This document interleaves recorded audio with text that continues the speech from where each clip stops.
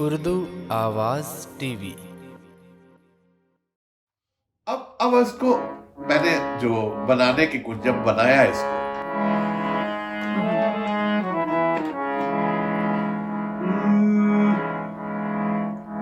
ये सारा जिस्म झुककर बोझ से, बोझ लगा ना कि बोझ आया,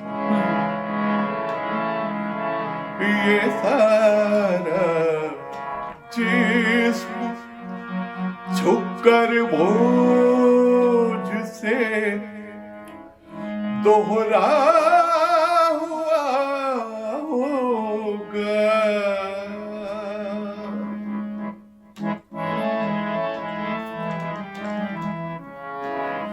ये सारा जिस्म झुककर बोझ से दोहरा हुआ होगा।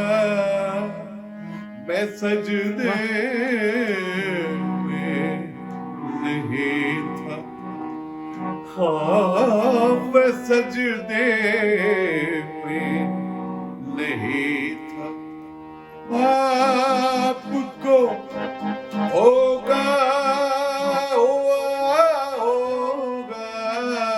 ये सारा जिस्म झुककर बोझ से दोहरा हुआ होगा। मैं सजदे में नहीं क्या बात है अमृत पाल साहब। हाँ मैं सजदे में नहीं था, आपको होगा हुआ होगा। ये सारा जिस्म झुककर बोझ से दोहरा हो